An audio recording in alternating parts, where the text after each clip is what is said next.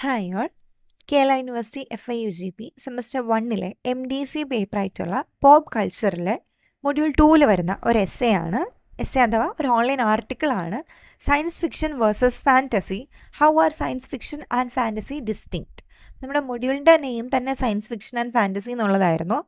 അപ്പോൾ എന്താണ് science fiction, എന്താണ് ഫാൻറ്റസി, ഇവ തമ്മിലുള്ള വ്യത്യാസം എന്താണ്, ഇനി ഇത് രണ്ടും ഒന്നാണോ ഒന്നല്ല, ആ ഒരു വ്യത്യാസമാണ് നമ്മൾ ഈ ഒരു ആർട്ടിക്കിളിലൂടെ കാണാൻ പോകുന്നത്.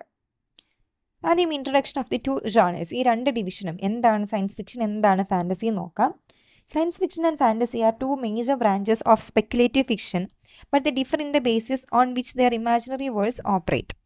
സോ ഒരു രീതിയിൽ നോക്കുന്നെങ്കിൽ ഫാൻറ്റസി ആവട്ടെ സയൻസ് ഫിക്ഷൻ ആവട്ടെ രണ്ടും ഇമാജിനേഷൻ കൊണ്ട് ക്രിയേറ്റ് ചെയ്തെടുക്കുന്ന ജോൺറേസ് ആണ്, അല്ലാണ്ട് യഥാർത്ഥ ലോകമല്ല, പക്ഷെ നമ്മൾ നിർമ്മിച്ചെടുക്കുന്ന ഒരു ലോകമാണ്. പക്ഷേ അവർ തമ്മിലുള്ളൊരു വ്യത്യാസം എന്ന് പറയുന്നത് സയൻസ് ഫിക്ഷൻ അഥവാ ഫാൻറ്റസി സംഭവിക്കുന്ന ഒരു ലോകമുണ്ടല്ലോ, ആ ഇമാജിനറി വേൾഡിൻ്റെ ഒരു നടത്തിപ്പ്, അല്ലെങ്കിൽ എങ്ങനെയാണ് ഇമാജിനറി വേൾഡ് സംഭവിക്കുന്നത്, അതിലാണ് ഇതിൻ്റെ ഒരു വ്യത്യാസം വരുന്നതെന്ന് പറയുന്നത്. Science fiction is grounded in scientific ideas while fantasy is grounded in magic and the super natural. So ഇനി അങ്ങോട്ട് ഈ ഒരു വ്യത്യാസങ്ങളാണ് പറയുന്നത്. സയൻസ് ഫിക്ഷൻ എന്ന് പറയുന്നത് എപ്പോഴും സയൻറ്റിഫിക് ഐഡിയാസിൽ ബേസ് ചെയ്തിട്ടായിരിക്കും. പറയുന്ന എല്ലാ കാര്യത്തിനും ഒരു ശാസ്ത്രീയ വശം ഉണ്ടായിരിക്കും, അല്ലെങ്കിൽ ശാസ്ത്രീയമായി നമുക്ക് പ്രൂവ് ചെയ്യാൻ പറ്റുന്ന ഒരു കാര്യമായിരിക്കും സയൻസ് ഫിക്ഷൻ്റെ ഉള്ളിൽ വരുന്നത്. പക്ഷെ നേരെ മറിച്ച് ഫാൻറ്റസിയിൽ എങ്ങനെയാണ്, അത് മാജിക്കിലും സൂപ്പർ നാച്ചുറൽ എലമെൻസിലായിരിക്കും. പ്രേതം, ഭൂതം, അത് എൻറ്റയർലി സയൻസ് ഫിക്ഷൻ്റെ ഓപ്പോസിറ്റാണ്. സയൻസിനകത്ത് ഒരിക്കലും പ്രേതമുണ്ട്, ഭൂതമുണ്ട്, പ്രേതം വന്ന് ചോര ഒഴിക്കും, അങ്ങനെയുള്ള കാര്യങ്ങളൊന്നും സയൻസ് ഫിക്ഷനിൽ പറയത്തില്ല. ഫാൻറ്റസിയിലാണ് അതൊക്കെ വരുന്നത്. ഇനി തിരിച്ച് ഫാൻറ്റസിയിൽ ഒരിക്കലും ഒരു യക്ഷിക്ക് ഇത് ബ്ലഡ് കുടിക്കാൻ പറ്റില്ല, കാരണം അത് ദഹിക്കില്ല, അങ്ങനത്തെ കാര്യങ്ങളൊന്നും വരില്ല. ഓക്കെ, ഒന്ന് റൂട്ടഡ് ഇൻ സയൻസ് ആണെങ്കിൽ മറ്റൊന്ന് കംപ്ലീറ്റ്ലി ഇമാജിനേഷനിലും മാജിക്കിലുമാണ് റൂട്ടഡ് ആയിട്ടുള്ളത്. The elements of the science fiction genre. ഇനി ആദ്യം പറയുന്ന സയൻസ് ഫിക്ഷൻ അകത്ത് വരുന്ന എലമെൻറ്റ്സ് എന്തൊക്കെയാണെന്ന് നോക്കാം. Science forms the conceptual foundation of science fiction. അപ്പോൾ മെയിനായിട്ട് സയൻസ്, ശാസ്ത്രം തന്നെയാണ് സയൻസ് ഫിക്ഷൻ്റെ ഒരു ബേസ് ആയിട്ട് വരുന്നത്. Plots are built around scientific principles or scientific speculation. കഥ പോകുന്ന എല്ലാ പോക്കിലും, എല്ലാ പ്ലോട്ടിനകത്തും സയൻറ്റിഫിക് പ്രിൻസിപ്പിൾസിനെയും ഓർ സയൻറ്റിഫിക് സ്പെക്കുലേഷൻസും ആണ് ഉണ്ടാവുക. ഈവൻ ഓക്സിജൻ ഉണ്ടെങ്കിൽ എന്ത് സംഭവിക്കും, നൈട്രജൻ ആണെങ്കിൽ എന്ത് സംഭവിക്കും, അങ്ങനെ കൃത്യമായിട്ട് സയൻസിലൂടെയാണ് കഥ മുന്നോട്ട് പോവുക. Then technology is A core element. Advanced technology ആവട്ടെ, എന്തെങ്കിലും രീതിയിലുള്ള ടെക്നോളജിയാണ് ഇതിൻ്റെ ഒരു മെയിൻ എലമെൻ്റ് ആയിട്ട് വരിക. Advanced machines, futuristic devices, robots and scientific inventions commonly drive the narrative. So വളരെ അഡ്വാൻസ്ഡ് ആയിട്ടുള്ള മെഷീൻസ്, ഫ്യൂച്ചറിസ്റ്റിക് ആയിട്ടുള്ള ഡിവൈസസ്, ഇപ്പോൾ നമ്മളിപ്പോൾ താമസിക്കുന്ന ലോകത്തില്ലാത്ത ഡിവൈസസ് ആണെങ്കിൽ പോലും സയൻസിലൂടെ ഇതെല്ലാം കണ്ടുപിടിക്കാൻ പറ്റും. അങ്ങനത്തെ രീതിയിലുള്ള പല ഡിവൈസസ് ഉപയോഗിക്കാൻ പറ്റും. ദെൻ റോബോട്ടിക്സ്, ഒരുപാട് റോബോട്ട്സ് ആവട്ടെ അവരെല്ലാവരും ഉണ്ടായിരിക്കും. പക്ഷികൾ പോലും ചിലപ്പോൾ റോബോട്ട്സ് ആയിട്ട് വരുന്ന മൂവീസൊക്കെ ഉണ്ട്. Then scientific inventions commonly drive the narrative. അങ്ങനെ എന്തെങ്കിലുമൊക്കെ കണ്ടുപിടുത്തങ്ങളാണ് ഈ ഒരു സയൻസ് ഫിക്ഷൻ്റെ നരേറ്റീവായിട്ട് പോകുന്നത്. ഇപ്പോൾ എന്തിനൻ മൂവി തന്നെ ആലോചിച്ചാൽ മതി, അതിൻ്റെ ഉള്ളിൽ റോബോട്ട്സ് ഉണ്ട്, ആ ഒരു രീതിയിലാണ് കഥ പോകുന്നത്. സോ നമുക്ക് പോസിബിൾ ആണെന്ന് തോന്നുന്ന ഒരു രീതിയിലാണ് കഥ പോകുന്നത്. Then futuristic or dystopian settings are typical. Scifi എന്ന് പറയുന്നത് സയൻസ് ഫിക്ഷനെ തന്നെയാണ്. Scifi worlds often take place in the future in space or on another planets or technology reshaped societies.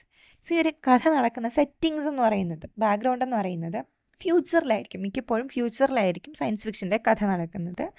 ഇനി അതും അല്ലാന്നുണ്ടെങ്കിൽ സ്പേസിലായിരിക്കും, അല്ലെങ്കിൽ മറ്റേതെങ്കിലും ഒരു പ്ലാനറ്റിൽ.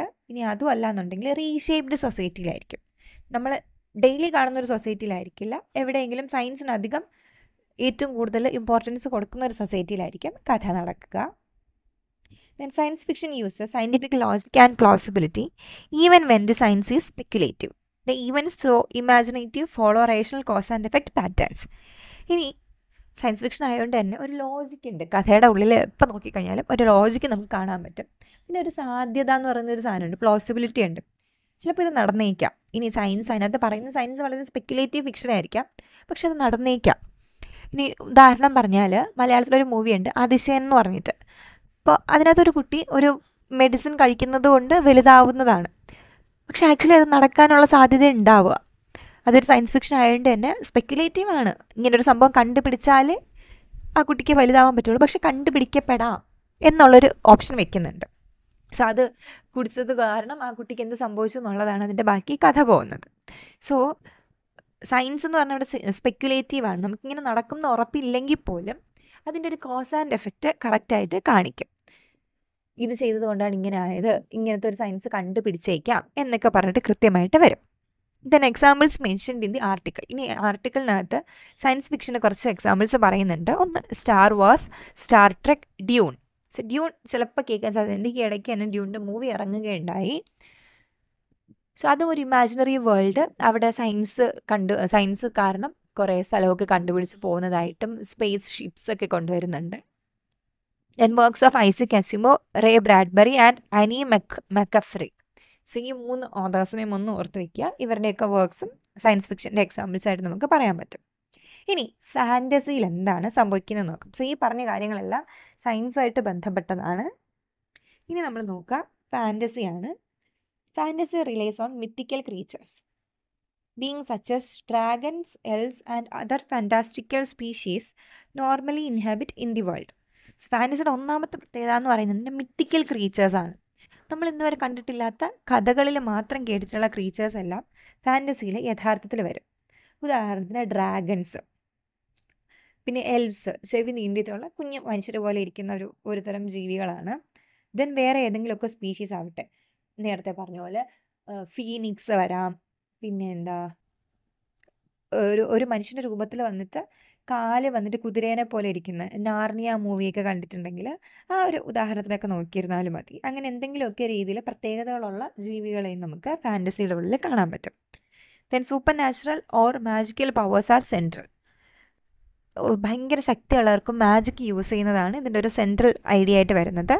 Magic shapes even solves problems or creates conflict. Magic കാരണം എന്തെങ്കിലുമൊക്കെ ഒരു ഈവൻറ്റ് സംഭവിക്കുന്നതാവാം, അല്ലെങ്കിൽ പ്രശ്നപരിഹാരം വരുന്നതാവാം. ഇനി അതും അല്ലെങ്കിൽ മാജിക് കാരണം പ്രശ്നം വരുന്നതായിട്ടും നമുക്ക് കാണാൻ പറ്റും. Then fantasy emphasizes robust world building.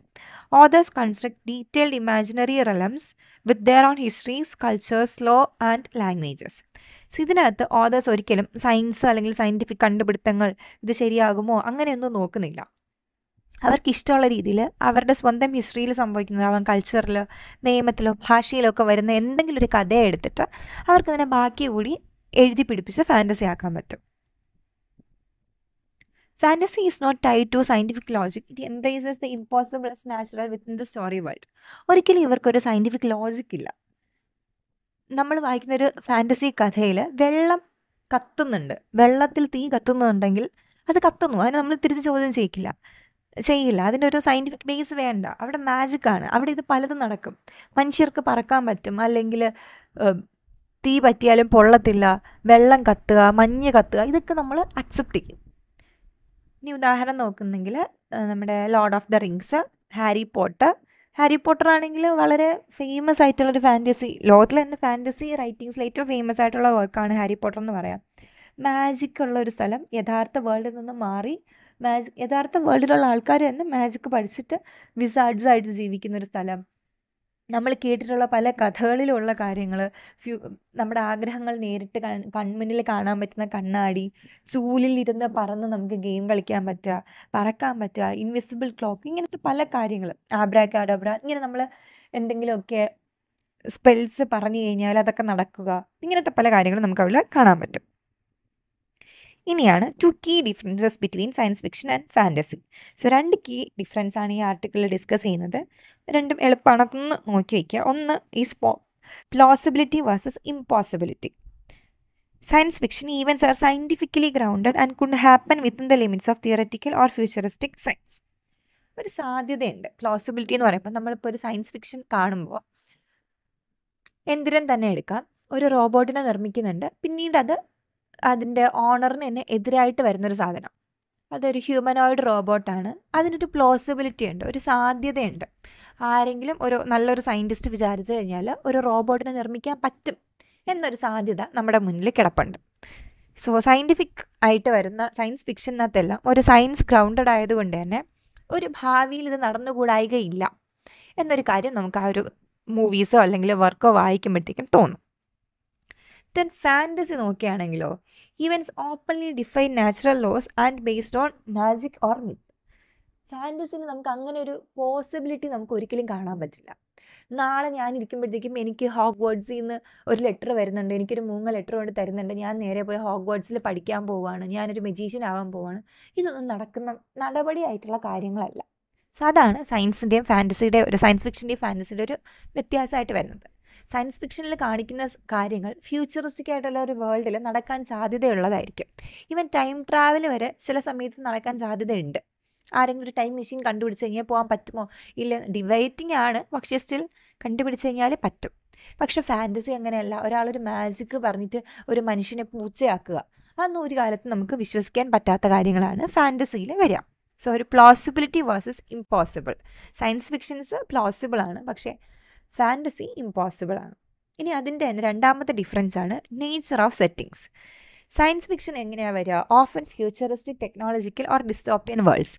ഒരു നശിക്കുന്ന ഒരു വേൾഡിലേക്കോ അല്ലെങ്കിൽ വളരെ ഫ്യൂച്ചറിസ്റ്റിക് ആയിട്ടുള്ള 2050, 2300 അങ്ങോട്ട് പോകുന്ന, അല്ലെങ്കിൽ ഒരു 5000 എന്ന് പറയുന്നൊരു വർഷം എത്തുമ്പോൾ എന്ത് സംഭവിക്കും? ആ സമയത്ത് ഒരു ടെക്നോളജിക്കൽ വേൾഡിലായിരിക്കും സയൻസ് ഫിക്ഷൻ ഹാപ്പൻ ചെയ്യുന്നത്. പക്ഷെ ഫാൻറ്റസി ആണെങ്കിലോ, world is built on magic, myth and super natural systems. വളരെ സൂപ്പർ നാച്ചുറൽ ആയിട്ടുള്ള കാര്യങ്ങളായിരിക്കും അതിൻ്റെ ഉള്ളിൽ സംഭവിക്കുക. ഈ മന്ത്രങ്ങളും മാജിക്കും മിത്തും എല്ലാമായിരിക്കും ഫാൻറ്റസി വേൾഡിൽ സംഭവിക്കുന്നത്. അപ്പോൾ അത്രത്തോളം വിശ്വസനീയം അല്ല. ഇനി രണ്ടിൻ്റെയും ഒരു ജോൺറെ ഓവർലാപ്പ് സംഭവിക്കുന്നുണ്ട്, അല്ലെങ്കിൽ ബോർഡർ ലൈൻ കേസസ്. ചില വർക്കുകൾ സയൻസ് ഫിക്ഷനുമാണ് ഫാൻറ്റസിയുമാണ്, രണ്ടും കൂടി ചേർത്ത വർക്കുകൾ വരാറുണ്ട്. The article notes that some genres and stories combine features of both science fiction and fantasy. ചില വർക്കുകളുടെ ഉള്ളിൽ നമുക്ക് ഫാൻറ്റസിയും കാണാൻ പറ്റും, സയൻസ് ഫിക്ഷനും കാണാൻ പറ്റും. Super hero stories R highlighted as an example of ambiguous classification. ഇതിൻ്റെ ഉദാഹരണത്തിന് വരുന്നതാണ് സൂപ്പർ ഹീറോ കഥകൾ. Some heroes rely on science-based powers leaning towards sci-fi. Others rely on magical and supernatural abilities leaning towards fantasy. So ചില വർക്കുകൾ നോക്കിക്കഴിഞ്ഞാൽ അതിലൊരു group of characters science fiction അഥവാ science ഉപയോഗിച്ച് കിട്ടിയ പവർ കൊണ്ട് ജീവിക്കുന്നവരായിരിക്കും. ഇനി മറ്റ് കുറച്ച് നമ്മുടെ ക്യാരക്ടേഴ്സ് നോക്കിക്കഴിഞ്ഞാൽ അവർക്ക് എന്തൊക്കെയൊരു magical or supernatural abilities ഉണ്ടാവും. ഉദാഹരണത്തിന് അവെഞ്ചേഴ്സ് കാണുന്നവരാണെങ്കിൽ അയൺമാൻ എന്തുണ്ട്? അയൺ സ്യൂട്ട് ഉണ്ട്. ടോണി സ്റ്റാർക്കിന് ആ സ്യൂട്ടും കാര്യമൊക്കെ അത് സയൻസാണ്. തോറിനെ നോക്കിക്കഴിഞ്ഞാൽ തോറിന് മിന്നൽ വരുത്താൻ പറ്റുന്നതും ആ പവറെല്ലാം മാജിക്കൽ പവറാണ്. സോ ഇവർ രണ്ടുപേരും ചേർന്ന് അവെഞ്ചേഴ്സിൽ വരുമ്പോഴത്തേക്കും അവിടെ ഒരു ജോൺറെ ബെൻഡിങ് ആണ് സംഭവിക്കുന്നത്. അതായത് സയൻസ് ഫിക്ഷനുമാണ്, അതേസമയം ഫാൻറ്റസിയുമാണ്. Then many superhero universes blend both, making strict classification difficult. ഇപ്പോൾ പറഞ്ഞ അവെഞ്ചേഴ്സ് തന്നെ നമുക്കൊരു ഉദാഹരണമായിട്ട് എടുക്കാം. രണ്ടും യൂസ് ചെയ്യുന്നുണ്ട്. സോ ഇത് സയൻസ് ഫിക്ഷൻ ആണോ അതോ ഫാൻറ്റസി ആണോ ചോദിച്ചു കഴിഞ്ഞാൽ കറക്റ്റ് ആൻസർ പറയാൻ പറ്റില്ല. Then works combining advanced technology and magical elements may fall under science fantasy, a hybrid subgenre. So science fantasy എന്നൊരു സബ് ജോണർ ഇതിൽ നിന്ന് നമുക്ക് ഉണ്ടാക്കിയെടുക്കാൻ പറ്റും. ടെക്നോളജിയും യൂസ് ചെയ്യുന്നുണ്ട്, അതേസമയം മാജിക്കൽ എലമെൻസും യൂസ് ചെയ്യുന്നുണ്ടെങ്കിൽ അതിനെയാണ് നമ്മൾ സയൻസ് ഫാൻറ്റസി എന്ന് പറയുന്നത്. ആ ടേം ഓർത്ത് വയ്ക്കുക. അതൊരു ഹൈബ്രിഡ് സബ് ജോണറാണ്. സയൻസ് ഫിക്ഷനും ഫാൻറ്റസിയും ഒന്നിച്ച് വരുന്നതിനാണ് സയൻസ് ഫാൻറ്റസി എന്ന് പറയുക. അതിൻ്റെ ഉദാഹരണമാണ് ഈ മുകളിലുള്ള പറഞ്ഞ ഈ കാര്യങ്ങൾ നോക്കി വെച്ചാൽ മതി. കുറച്ച് പേര് സയൻസ് ബേസ്ഡ് പവേഴ്സും കുറച്ച് പേർക്ക് സൂപ്പർ നാച്ചുറൽ എബിലിറ്റീസും ഉണ്ട്. അതിനെയാണ് നമ്മൾ സയൻസ് ഫാൻറ്റസി എന്ന് പറയുന്നത്. ഉദാഹരണം നിങ്ങൾക്ക് അവെഞ്ചേഴ്സ് എഴുതാവുന്നതാണ്. ഇനി കൺക്ലൂഷൻ, ആർട്ടിക്കിളിൻ്റെ കൺക്ലൂഷൻ വരുന്നത് while both genres explore imaginative possibilities, the laws governing their worlds differ fundamentally. So രണ്ട് പേർക്കും ഒരു ഇമാജിനേറ്റീവ് പോസിബിലിറ്റി ആണുള്ളത്. സയൻസ് ഫിക്ഷൻ ആവട്ടെ, ഇനി എന്താ നമ്മുടെ ഫാൻറ്റസി ആവട്ടെ, രണ്ടിനും പക്ഷേ വ്യത്യാസം എന്താണ്? സയൻസ് ഫിക്ഷന് സയൻസും ലോജിക്കും വേണം, ഫാൻറ്റസിയിലാണെങ്കിൽ മാജിക്കും മിത്തും വേണം. These distinctions help readers and writers understand how speculative worlds function and how genre expectations operate. So ഈ വർക്കുകൾ വായിക്കുമ്പോഴാണ് നമുക്ക് മനസ്സിലാവുന്നത് ഇങ്ങനെയും സ്പെക്കുലേറ്റീവ് വേൾഡ്സ് ഉണ്ടാവും, നമുക്ക് ചിന്തിച്ചെടുക്കാൻ പറ്റുന്ന ലോകങ്ങളുണ്ട് എന്ന് മനസ്സിലാക്കാൻ പറ്റും. പിന്നെ ഓരോ ജോൺറസും എങ്ങനെയാണ് ഓപ്പറേറ്റ് ചെയ്യുന്നതെന്ന് നമുക്ക് മനസ്സിലാക്കാൻ പറ്റും ഇത്തരത്തിലുള്ള വർക്കുകൾ വായിക്കുമ്പോൾ. സോ ഇതാണ് ആർട്ടിക്കിൾ. നമുക്ക് ഉറപ്പായിട്ട് ഇതിൽ ഒരു ക്വസ്റ്റ്യൻ ഉണ്ടാവും, എന്താണ് സയൻസ് ഫിക്ഷൻ അഥവാ എന്താണ് ഫാൻറ്റസി, ഇത് തമ്മിലുള്ള വ്യത്യാസം എന്താ, സയൻസ് ഫാൻറ്റസി എന്താ, എന്തൊക്കെയാണ് ഇത് രണ്ടും തമ്മിലുള്ള കീ ഡിഫറൻസ്, രണ്ടെണ്ണം പറഞ്ഞ കാര്യങ്ങൾ മറക്കരുത്. പ്ലോസിബിലിറ്റി, ഇമ്പോസിബിലിറ്റിയും പിന്നെ നേച്ചർ ഓഫ് സെറ്റിങ്സ്, ഈ കാര്യങ്ങളൊക്കെ ഒന്ന് നോക്കി വയ്ക്കുക. ഈസിയാണ്, വളരെ നല്ലൊരു എളുപ്പം പഠിച്ച് മനസ്സിലാക്കാൻ പറ്റുന്ന ഒരു എസ്സേയും കൂടെയാണ്. മനസ്സിലായിട്ടുണ്ടാവും എന്ന് വിചാരിക്കുന്നു. എന്തെങ്കിലും സംശയം ഉണ്ടെങ്കിൽ ചോദിക്കാം. Thank you.